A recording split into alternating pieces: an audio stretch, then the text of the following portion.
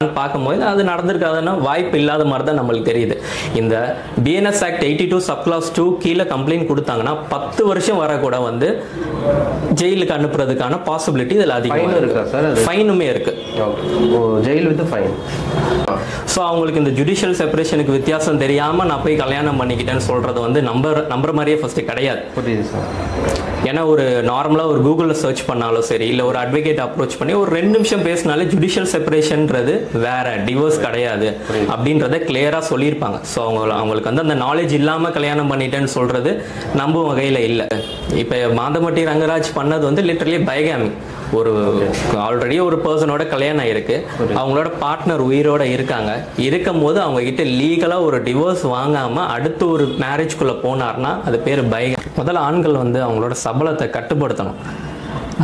இவருக்கு வந்து ஆல்ரெடி ஒரு கல்யாணம் ஆயிருக்கு, 2 பசங்க இருக்காங்க, அதை தாண்டி ஒரு பெண்ணோட தேவை அவருக்கு வருது.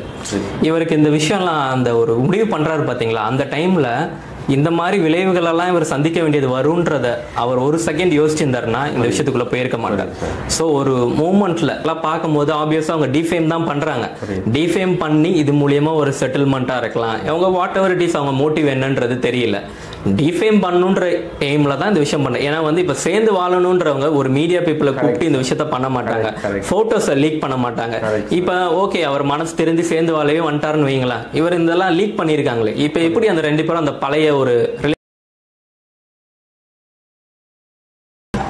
மசாலா கலாட்டா நேயர்களுக்கு வணக்கம். இன்றைக்கு நம்முடைய சிறப்பு விருந்தினர் அட்வொகேட் அருண் வந்திருக்காங்க. சார் வணக்கம். வணக்கம் சார், எப்படி சார் இருக்கீங்க? நல்லா இருக்கேன் சார். இப்போ ரீசெண்டாக வந்துட்டு மாதம்பட்டி ரங்கராஜ் மேலே அவங்க காஸ்டியூம் டிசைனர் ஜாய் கிறிஸ்டல்டா வந்துட்டு கமிஷனர் ஆஃபீஸில் ஒரு கம்ப்ளைண்ட் கொடுத்துருக்காங்க. ஸோ 2 பேர்த்துக்கும் மேரேஜ் ஆன மாதிரியும் அவங்க கன்சீவாக இருக்கிற மாதிரியும் ஒன்றா ஒரு வருஷம் வாழ்ந்துருக்கிற மாதிரி சொல்லியிருக்காங்க. ஸோ இந்த கேஸை பற்றி எப்படி சார் பார்க்குறீங்க? இப்போ சமீபத்தில் மாதம்பட்டி ரங்கராஜ் அப்படின்ற பேரை எந்த ஒரு சோஷியல் மீடியாவை திறந்தாலும் நம்ம பார்த்துடுறோம். ஏன்னா எல்லா விஷயத்துலையும் அவரை பற்றின ஒரு நியூஸை ரிப்போர்ட் பண்ணிடுறாங்க. அவருடைய காஸ்டியூம் டிசைனர் ஜாய் கிறிஸ்டல்டா அப்படின்றவங்க வந்து கமிஷனர் ஆஃபீஸ் அப்ரோச் பண்ணி அவங்க 2 பேருக்கும் ஆல்ரெடி கல்யாணம் ஆயிடுச்சு, இப்போ மாசமாகவும் இருக்காங்க. இப்போ மாதம்பட்டி ரங்கராஜ் எங்கள் கூட சேர்ந்து வாழ மாட்டாரு, எங்களை விட்டுட்டாரு, ஸோ எங்களை சேர்த்து வைங்க அப்படின்னு சொல்லி ஒரு கம்ப்ளைண்ட் கொடுத்துருக்காங்க. சப்சிக்வெண்ட்டாக ஒரு ப்ரெஸ் மீட்டுமே வச்சு சில அலிகேஷன்ஸ் அவர் மேலே வச்சுருக்காங்க. ஸோ அதை பற்றி வந்து சோஷியல் மீடியாஸில் நிறைய டிபேட் போய்கிட்டு இருக்கோம். சார், ஆக்சுவலாக அவங்க ஜுடிஷியல் செப்பரேஷன் இருந்ததுனால தான் வந்துட்டு நாங்கள் மேரேஜ் பண்ணிக்கிட்டேன்னு சொல்கிறாங்க. இப்போ ஜுடிஷியல் செப்பரேஷனுக்கும் டிவோர்ஸ்க்கும் என்ன சார்? ஜுடிஷியல் செப்பரேஷன்றது வேற, டிவோர்ஸ்ன்றது வேற. இப்போ அந்த ஜாய் கிறிஸ்டலா வந்து அந்த ப்ரெஸ் மீட்டில் பார்க்கும்போது ஒரு 4-5 அட்வொகேட்டை சுற்றி வச்சுக்கிட்டு தான் பண்ணுறாங்க. ஸோ அவங்களுக்கு இந்த ஜுடிஷியல் செப்பரேஷனுக்கு வித்தியாசம் தெரியாமல் நான் போய் கல்யாணம் பண்ணிக்கிட்டேன்னு சொல்கிறது வந்து நம்புற மாதிரியே ஃபர்ஸ்ட் கிடையாது. புரியுது சார். ஏன்னா ஒரு நார்மலாக ஒரு கூகுளில் சர்ச் பண்ணாலும் சரி, இல்லை ஒரு அட்வொகேட் அப்ரோச் பண்ணி ஒரு 2 நிமிஷம் பேசினாலே ஜுடிஷியல் செப்பரேஷன்ன்றது வேற, டிவோர்ஸ் கிடையாது அப்படின்றத கிளியராக சொல்லியிருப்பாங்க. ஸோ அவங்களுக்கு வந்து அந்த நாலேஜ் இல்லாமல் கல்யாணம் பண்ணிட்டேன்னு சொல்றது நம்பும் வகையில் இல்லை. இப்போ ஜுடிஷியல் செப்பரேஷன்ன்றது வந்து ஒரு கோர்ட்டை அந்த ஹஸ்பண்டும் ஒய்ஃபும் அப்ரோச் பண்ணி இந்த மாதிரி எங்களுக்குள்ள வந்து ஒரு பிரேக் வேணும், ஒரு ஸ்பேஸ் வேணும். இப்போலாம் நிறைய பேர் அந்த டேர்ம் யூஸ் பண்ணுறாங்க, எங்கள் 2 பேருக்கும் ஒரு ஸ்பேஸ் வேணும், கொஞ்சம் ஒரு திங்கிங் ஸ்பேஸ் இருக்கணும், அந்த மாதிரி எக்ஸ்பெக்ட் பண்ணுறாங்க. ஸோ இதை வந்து கோர்ட்டை அப்ரோச் பண்ணி முறையா அந்த ஸ்பேஸ் வாங்கிப்பாங்க, அந்த டைம் பீரியட் எடுத்துப்பாங்க. 6 மந்த் 1 இயர் அந்த மாதிரி அவங்க வந்து அந்த டைம் பீரியட் எடுத்துப்பாங்க. அந்த டைம் பீரியட்ல அவங்க 2 பேரும் தனித்தனியா தான் இருப்பாங்க. ஆனா அவங்களுக்கு டிவோர்ஸ் ஆனது அர்த்தம் கிடையாது, அவங்க போய் இன்னொரு மேரேஜும் பண்ண முடியாது. அப்படி பண்ணா அது லாஃபுல்லா தப்பு. இதே டிவோர்ஸை பொறுத்த வரைக்கும் வந்து ஒரு டிவோர்ஸ் கிடைச்சிருச்சுன்னும் போது அவங்க போய் யாரை வேணாலும் அடுத்து கல்யாணம் பண்ணிக்கலாம். புரியுது. ஸோ இப்போ மாதம்பட்டி ரங்கராஜ் கேஸை பொறுத்த வரைக்கும் அவர் இருக்கிறது ஜுடிஷியல் செப்பரேஷன். ஜுடிஷியல் செப்பரேஷன்ல இருக்க வர மேரேஜ் பண்ணது அதுவே ஃபர்ஸ்ட் ஒரு தப்பு தான். புரியுது. தெரிஞ்சுதான் பண்ணியிருக்காங்க. ஆமா, இதுல அவங்களுக்கு நாலேஜ் இல்லைன்னு சொல்றது வந்து யாரும் நம்ப முடியாது. ஒரு நார்மலான ஒரு லேமேனா இருந்தாலும் சரி, எனக்கு அது அந்த அளவுக்கு விழிப்புணர்வு இல்லைன்னு சொன்னாலும் கூட ஏதோ ஒரு வகையில நம்ம ஏத்துக்கலாம். அவங்க வந்து கமிஷனர் ஆஃபீஸ் அப்ரோச் பண்றாங்க, கூட ஒரு 4 அட்வொகேட்டை கூட்டு வராங்க. ஈவன் நீங்க அந்த பிரஸ் மீட்ல பாத்தீங்கன்னாலுமே வந்து அவங்களை பத்தின பர்சனல் டீடைல்ஸ் தான் அந்த மீடியா பீப்புள்ஸ் கேட்கறாங்க. நீங்க எவ்வளவு நாள் சேர்ந்து இருந்தீங்க, அவர் உங்களை அடிச்சாரா, இது இந்த விஷயத்துக்கு கூட அட்வொகேட் பின்னாடி இருந்து கைட் பண்றாங்க. அப்போ ஒரு அட்வொகேட்டுக்கு எல்லா விஷயமும் தெரிஞ்சிருக்கும் தான், கரெக்ட் தான். அதுக்குன்னு இவங்க பர்சனல் லைஃப்ல நடந்ததை இவங்க மறந்து ஒரு அட்வொகேட் சொல்லி கொடுத்து தான் அவங்க சொல்லணும்ன்ற அளவுக்கு அவங்க இருக்காங்களா? அப்ப அது உண்மையா நடந்துச்சா இல்ல இவங்களால சித்தரிக்கப்பட்ட கதையா அப்படின்ற ஒரு சந்தேகம் இங்க வருது. ஆக்சுவலா ஜுடிஷியல் செப்பரேஷன் அப்படிங்கிறது வந்துட்டு இவங்க டிவோர்ஸ் லெவலுக்கு அவங்க பேசுறாங்க. ஸோ அது வந்துட்டு ஒரு சாதாரணமா ஒரு ஹஸ்பண்ட் ஒய்ஃபுக்குள்ள பிரச்சனை வருது, நம்ம கொஞ்சம் தள்ளி இருக்கலாம் அப்படின்னு சொல்லிட்டு தான் வந்துட்டு இது பண்றது. ஸோ இதை அவங்க டிவோர்ஸா எடுத்துக்கிட்டு தான் செகண்ட் மேரேஜுக்கு அவங்க அப்ரோச் பண்ணியிருக்காங்க. அது தப்பு தான். அது வந்து இப்போ ஒரு குற்றம் பண்ணிட்டு இது வந்து நம்ம இந்தியாவில் குற்றம்ன்றது எனக்கு தெரியாது, ஆக்ட்ல வந்து இது அஃபென்ஸ்னு சொல்லியிருக்காங்க, எனக்கு அது தெரியாது, எனக்கு அந்த விழிப்புணர்வுல, ஸோ நான் பண்ணிட்டேன்னு சொல்ல முடியாது. எல்லா நபர்களுக்கும் தெரிஞ்சிருக்கணும். அவங்களுக்கு அது தெரிஞ்சுதான், அவங்களுக்கு இந்த விஷயம் வந்து பேசிக்கான திங்ஸ் தான். ஏன்னா வந்து அவங்க ஜாய் கிறிசலாவே சொல்றது என்னன்னா வந்து 2022 வந்து எனக்கு டிவோர்ஸ் ஆச்சுன்றாங்க. அதை வந்து மாதம்பட்டி ரங்கராஜ் வந்து என்கிட்ட சொன்னாரு டிவோர்ஸ் வாங்கு அப்படின்னு சொன்னதா சொல்லி நான் டிவோர்ஸ் வாங்கணும்.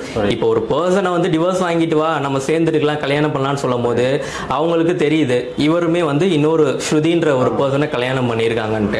அப்போ நீங்க வாங்கினீங்களா அப்படின்ற கேள்வி வரும் தானே. ஜுடிஷியல் செப்பரேஷன் சொல்றாங்க, ஒரு அட்வொகேட் அப்ரோச் பண்ணி ஜுடிஷியல் செப்பரேஷன் சொல்றாங்க. இப்போ நான் நெக்ஸ்ட் மேரேஜுக்கு நான் ஃபார்வர்ட் பண்ணலாமா அப்படின்றத கேட்டிருக்கலாம். இல்ல நீங்க டிவோர்ஸ் வாங்கினதை காட்டுங்க, நீங்க வாங்கிட்டீங்களான்னு ஒரு வார்த்தை கேட்டிருந்தாலே எங்க சார்ட் அவுட் ஆயிருக்கும். இந்த விஷயம் கேட்காம ஒரு மேரேஜ்குள்ள போயிருக்காங்களா அப்படின்றத நம்ப முடியுமா? இல்ல. இப்போ வந்துட்டு செகண்ட் ஒய்ஃப் நான் தான் அப்படின்னு சொல்லிட்டு இருக்காங்க. ஸோ இந்த மாதிரி செகண்ட் மேரேஜ் நடந்தது ஃபர்ஸ்ட் ஒய்ஃப் ஸ்ருதிக்கு வந்துட்டு தெரியாம அவங்க போயிட்டு கம்ப்ளைண்ட் கொடுத்தா இது வந்துட்டு எப்படி சார்? இது வந்து ஃபர்ஸ்ட் இதுக்கு யாருக்கு ரைட் இருக்கு? இப்ப மாதம்பட்டி ரங்கராஜ் பண்ணது வந்து லிட்டரலி பைகாமி. ஒரு ஆல்ரெடி ஒரு பர்சனோட கல்யாணம் ஆயிருக்கு, அவங்களோட பார்ட்னர் உயிரோட இருக்காங்க, இருக்கும் போது அவங்க கிட்ட லீகலா ஒரு டிவோர்ஸ் வாங்காம அடுத்து ஒரு மேரேஜ்குள்ள போனார்னா அது பேரு பைகாமி. இதை வந்து BNS ஆக்ட் 82 சப்கிளாஸ் 1ல கிளியர் அந்த பைகாமி பத்தி சொல்லியிருக்காங்க. இதுக்கு பனிஷ்மெண்ட் 7 வருஷம் வரைக்குமே அவர் ஜெயில இருக்கிறதுக்கான வாய்ப்பு இருக்கு. இந்த கம்ப்ளைண்ட்டை கொடுக்கறது அவருடைய முதல் மனைவி ஸ்ருதின்றவங்க நினைச்சாங்கன்னா அவர் மேல கம்ப்ளைண்ட் கொடுக்கலாம்.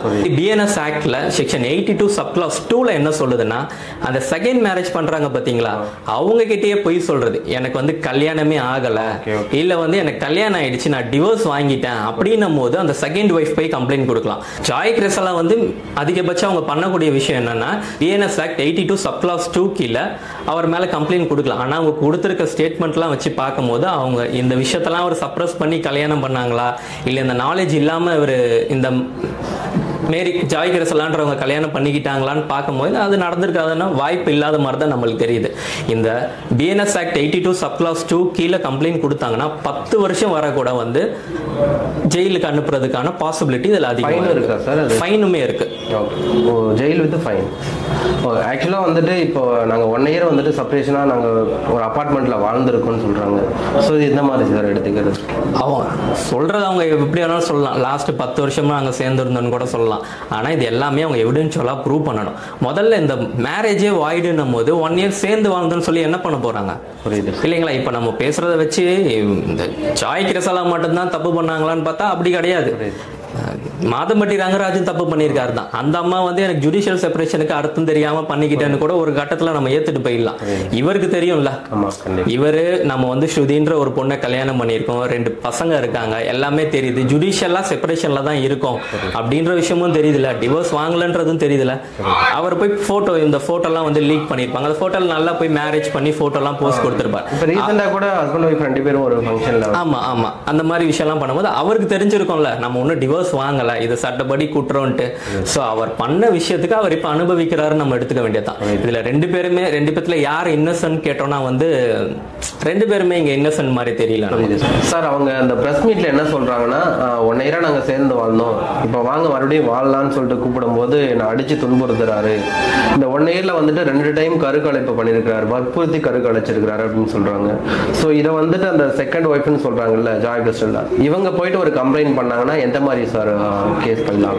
கம்ப்ளைண்ட் கொடுக்கலாம். முதல்ல அவங்க இந்த விஷயத்தெல்லாம் ப்ரூவ் பண்ணணும். 1 இயரா சேர்ந்து வாழ்ந்தேன், எனக்கு 2 வருஷத்துக்கு முன்னாடியே கல்யாணம் ஆயிடுச்சு எங்களுக்குன்னா போட்டோ அவங்க அப்லோட் பண்றது பார்த்தோன்னா 30 நாளைக்கு முன்னாடி 2 வருஷமா யாருக்கிட்ட கல்யாணம் பண்ணி யாருக்கிட்ட சொல்லி கல்யாணம் பண்ணீங்க, எந்த மண்டபத்துல நடந்துச்சு, யாரெல்லாம் அதை விட்னஸ் பண்ணாங்க, யாரெல்லாம் பார்த்தாங்க, அந்த மாதிரி எந்த இதுவுமே கிடையாது. ஸோ சேர்ந்து வாழ்ந்தோன்றது அவங்க அலிகேஷன் என்ன வேணாலும் சொல்லலாம். நாங்கள் 5 வருஷம் இருந்தோம் 10 வருஷம் இருந்தோம் என்ன வேணாலும் அவங்க சொல்லலாம். 2 தடவை கருவை கலைக்க சொல்லி என்ன அடிச்சாருன்னு சொல்லலாம். இது எல்லாமே அந்த லேடி எவிடென்ஷுவலா கொடுக்கணும் ஸ்டேஷன்ல. எவிடன்ஷுவலா அவங்க வற்புறுத்தி கலைக்க சொன்னாங்கன்னா அதுக்கான மெடிக்கல் ரிப்போர்ட்ஸ் கொடுக்கணும். டொமஸ்டிக் வைலன்ஸ் நடந்துருச்சுன்னா டொமஸ்டிக் வைலன்ஸ் அவங்களோட wound இன்ஜுரி அதுக்கான சர்டிபிகேட்ஸ் இருக்கும், அதுக்கான மெடிக்கல் பில்ஸ் இருக்கும். இது எல்லாமே அவங்க ப்ரொடியூஸ் பண்ணி தான் பண்ண முடியும். வெறும் அலிகேஷனை மட்டும் வச்சுக்கிட்டு எதுவுமே இங்க பண்ண முடியாது. அது மட்டும் இல்லாம அவங்க இது எல்லாமே அலிகேஷனா மீடியால சொல்றாங்க. நீங்க கமிஷனர் ஆபீஸ்ல என்ன கம்ப்ளைண்ட் பண்ணீங்க அப்படின்னு கேட்கும் போது நான் என்னை வந்து கல்யாணம் பண்ணிக்கிட்டாரு, இப்ப என் கூட சேர்ந்து வாழ மாட்டாரு, என்ன சேர்ந்து வாழ வைங்கன்னு தான் கேட்கிறேன். ஏமாத்திட்டாங்க இதுதான் சொல்றாங்க. மிச்சபடி டொமஸ்டிக் வயலன்ஸ் நடந்ததை பத்தியும் இங்க சொல்லல.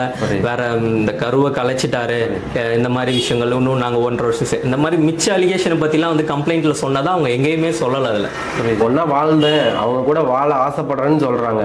அப்படி இருக்கும்போது இவங்களுக்குள்ள பர்சனலா நடந்த வீடியோஸ் எல்லாம் எதுக்கு சார் அவங்க ரிலீஸ் பண்ணாங்க? அப்ப என்ன மோட்டிவ்ல அவங்க வந்துட்டு ரிலீஸ் பண்றாங்க? கரெக்ட். இப்போ வந்து இதே ஒரு ஆண் பண்ணியிருக்கான், 2 பேரும் ஒரு ரிலேஷன்ஷிப்ல இருந்திருக்காங்க. அந்த பொண்ணோட பிரிஞ்ச பிறகு அந்த 2 பேரும் சேர்ந்து இருக்க போட்டோஸையோ வீடியோஸையோ லீக் பண்ணா இந்த சமூகம் அவனை எந்த அளவுக்கு பார்க்கும்னு நம்மளுக்கு தெரியும். இமீடியட்டா போலீஸ் போய் அவனை அரெஸ்ட் பண்ணுவாங்க, இமீடியட்டா எஃப்ஐஆர் ரெஜிஸ்டர் பண்ணுவாங்க, கோர்ட்ல ப்ரொடியூஸ் பண்ணுவாங்க. இதே இந்த விஷயத்தை இந்த பொண்ணு வேற ஐடியில இருந்து கூட பண்ணல, அவங்க ஐடியிலேயே ஓப்பனா சில போட்டோஸ் வீடியோஸ்லாம் லீக் பண்றாங்க. ஆனால் அவங்க வந்து அந்த லேடி மேலே எந்த ஆக்ஷனும் எடுக்காமல் அப்படியே வச்சுட்டு இருக்காங்க. இது சொசைட்டியாக நம்ம இந்த விஷயத்த கொஞ்சம் பார்க்க வேண்டியது தான். அது மட்டும் இல்லாமல் மாதம்பட்டி ரங்கராஜ் இப்போ நினச்சாருன்னா அவர் அந்த லேடி மேலே கம்ப்ளைண்ட் கொடுக்கலாம். Under section 67 of IT act கீழே இந்த மாதிரி ஃபோட்டோஸ் 2 பேரும் ப்ரைவேட்டாக எடுத்ததெல்லாம் லீக் பண்ணதுக்காக அந்த லேடி மேலே கம்ப்ளைண்ட் கொடுக்கலாம். இதுக்கு 3 வருஷம் வரைக்கும் இம்ப்ரிசன்மெண்ட் கிடைக்கிறதுக்கான வாய்ப்பு நிறைய இருக்குது. சார் இவங்க ஆக்சுவலாக சேர்ந்து வாழணும்னு சொல்கிறாங்க. அப்போ இந்த ஃபோட்டோஸ் ரிலீஸ் பண்ணக்கூடாதுல்ல சார்? இப்போ ரிலீஸ் பண்ணுறாங்க அப்படின்னு சொன்னால் அவங்க மோட்டிவ் என்னவா சார் இருக்கும்? கண்டிப்பாக அவங்க சேர்ந்து வாழணும்னு நினச்சாங்கன்னு வைங்களேன். நான் சொல்கிறேன், சேர்ந்து வாழணும்னு நினச்சா கமிஷனர் ஆஃபீஸ்க்கு போக வேணாம். கமிஷனர் கோர்ட்டை நடத்திக்கிட்டு இருக்காரு 2 பேரை விசாரிச்சு ஆர்டர் போடுறதுக்கு.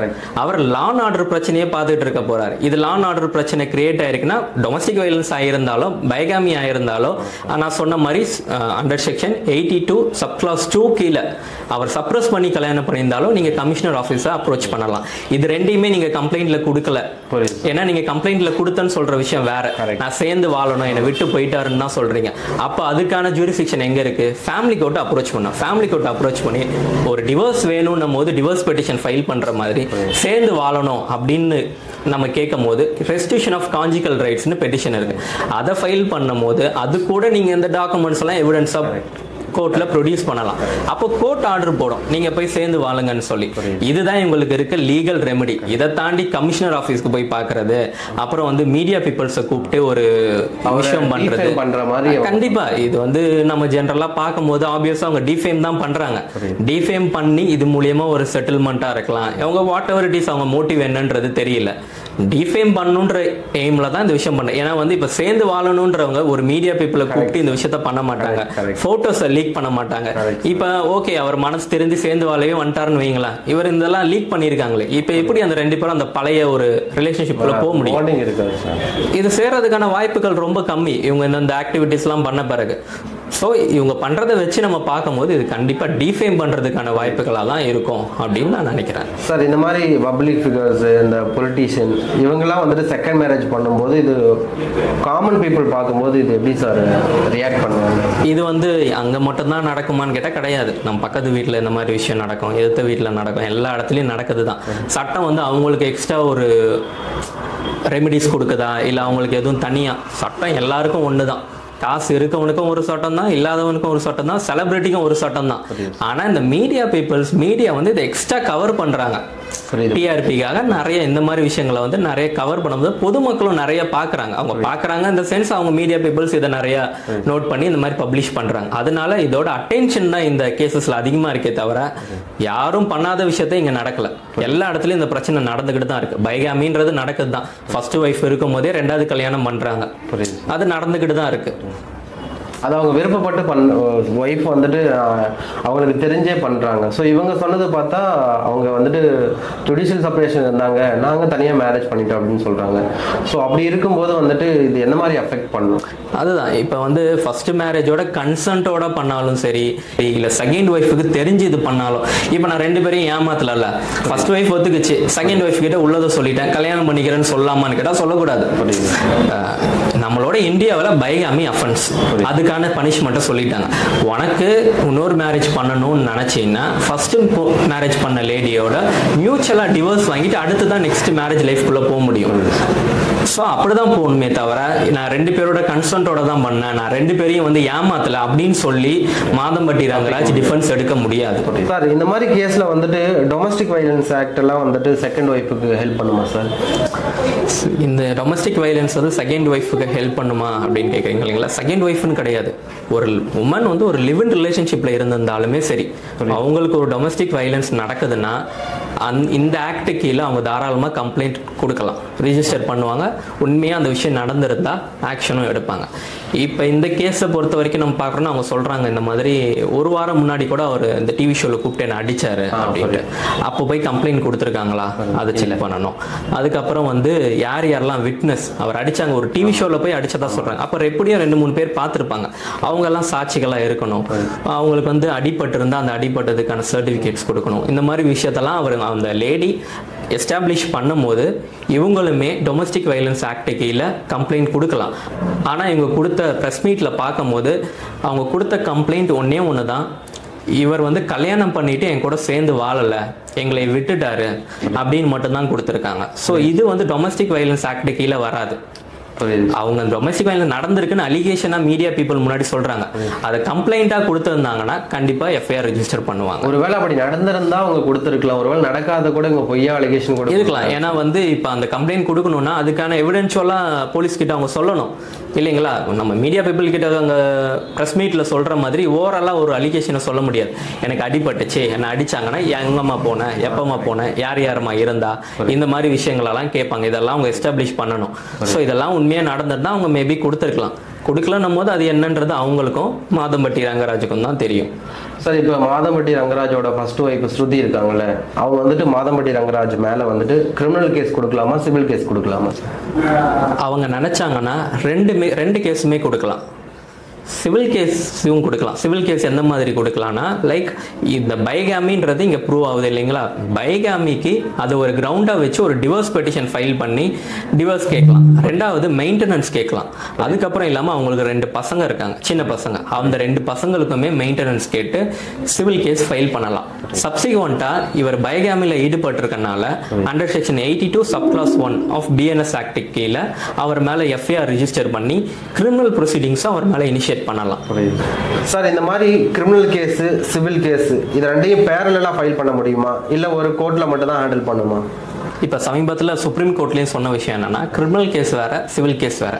கிரிமினல் கேஸில் தப்பு பண்ண நபருக்கான தண்டனையை தான் அந்த கோர்ட் கொடுக்கும். சிவில் கேஸில் அந்த பாதிக்கப்பட்ட நபர் வந்து ஒரு ரெமெடி கேட்பாங்க. அதாவது எனக்கு டிவோர்ஸ் வேணும், இவர் இந்த தப்பு பண்ணியிருக்காரு, ஸோ அதனால எனக்கு டிவோர்ஸ் வேணும். அந்த சிவில் ரெமெடியை கேட்கறது சிவில் கோர்ட் தான் கொடுக்க முடியும். ஸோ ரெண்டுமே வேற வேற கேசஸ். இதை பேரலா 2 கேஸுமே நடத்தலாம். சார் இந்த மாதிரி மேரேஜ் மோசடிக்கெல்லாம் ஐபிசி செக்ஷன் 420 கூட பயன்படுத்தலாமா சார்? இப்போ வந்து 420 ஐபிசி கிடையாது, பிஎன்எஸ் ஆக்ட் வந்துருச்சு. பிஎன்எஸ் ஆக்ட்ல 318 சப்கிளாஸ் 4ல சீட்டிங் பத்தி சொல்றாங்க. Okay sir. இப்போ இந்த சீட்டிங் அப்படின்ற கேஸை யார் கொடுக்கலாம்னா ஜாய் கிரெசலா நினைச்சாங்கன்னா கொடுக்கலாம். அதுக்குமே அவங்க ப்ரூவ் பண்ணணும். ஆனா அவங்க பண்ண ஒரு தப்பா என்ன பாக்குறதுன்னா இந்த பிரஸ் மீட் வச்சு சில விஷயத்தை அவங்களே கன்சிஸ் பண்ணிக்கிறாங்க. நாளைக்கு இதை மாத்தி சொல்ல முடியாது. அவங்க சொல்றது என்னன்னா இவர் வந்து கல்யாணமே ஆகலன்னு சொல்லி என்னை ஏமாத்தினதா அவர் சொல்லல, மேரேஜ் ஆயிட்டு தெரிஞ்சுதான் அந்த விஷயத்த சொல்லல, இல்ல டிவோர்ஸ் வாங்கிட்டதா சொல்லி என்னை கல்யாணம் பண்ணிக்கிட்டாருன்ற விஷயமே சொல்லல. அப்ப இங்க சீட்டிங்கே வரல இல்லைங்களா? இவங்க அப்ப இங்க சீட்டிங்கே வரல. சீட்டிங்ன்ற வந்தா தான் இந்த ஜாய் கிரிசலா நினைச்சா 318 சப்கிளாஸ் 4 கீழே கேஸ் ஃபைல் பண்ண முடியும்.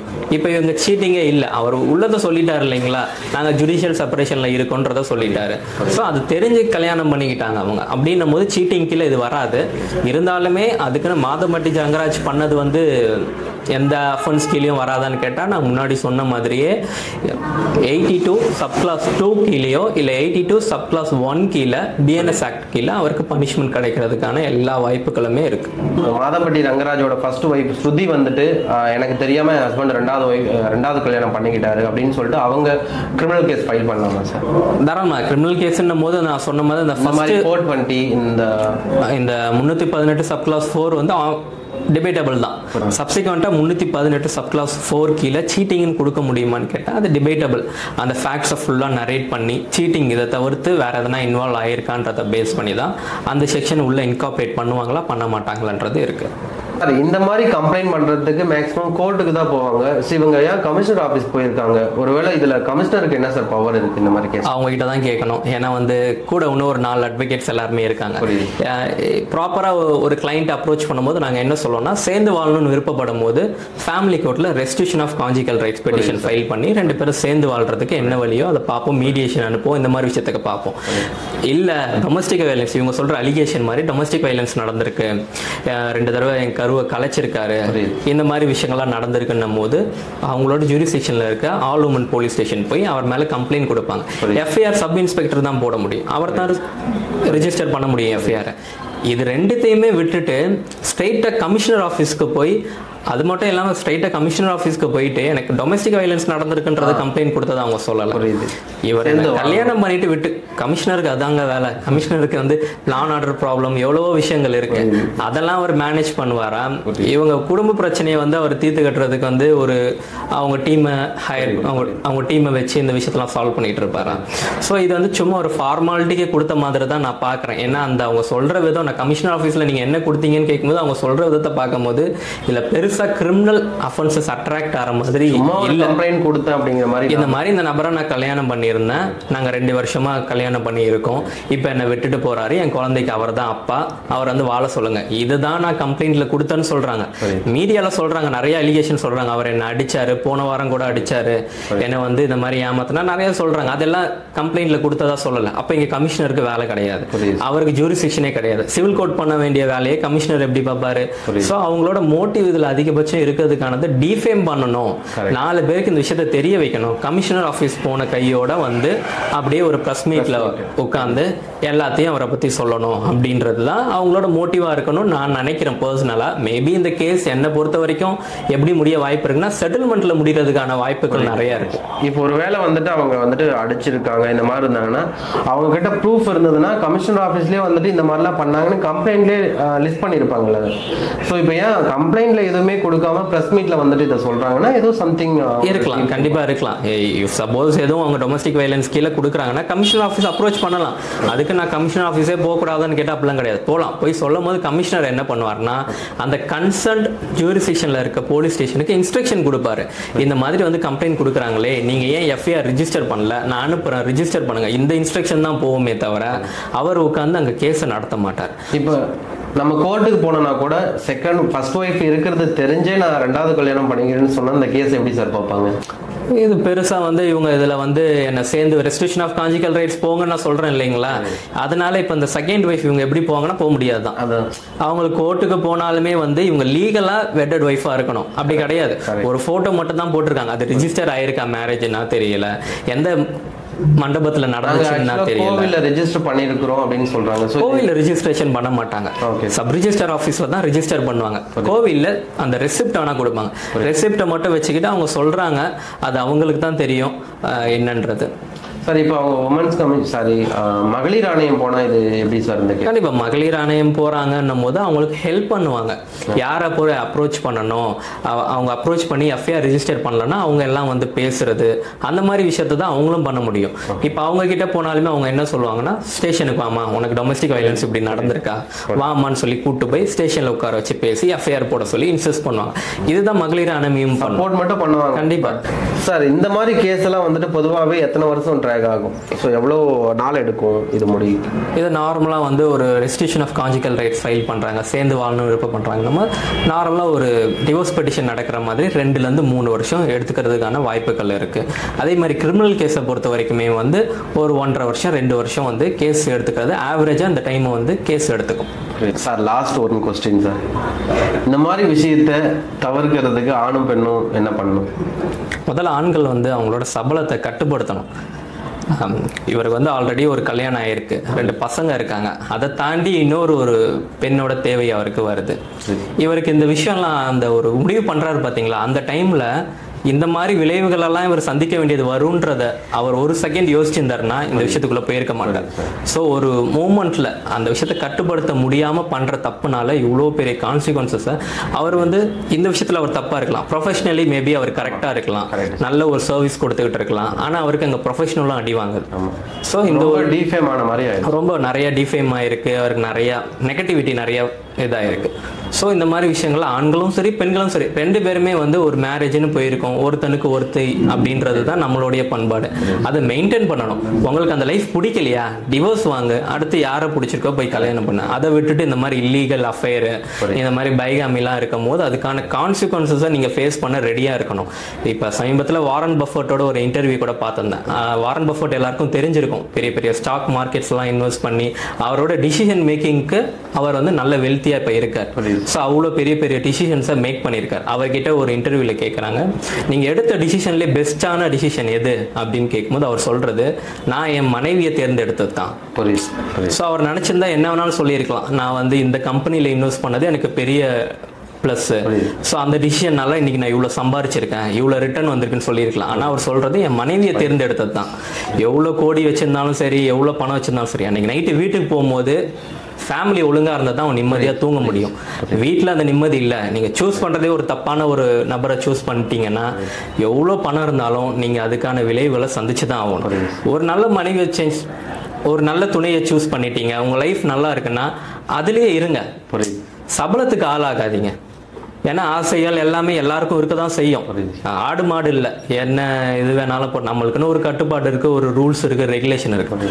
அதோட ஒற்றுப்பட்டு இருக்கும் போது சட்டமும் கண்டிப்பா சட்டமும் வந்து ஸ்ட்ராங்கா இருக்கு.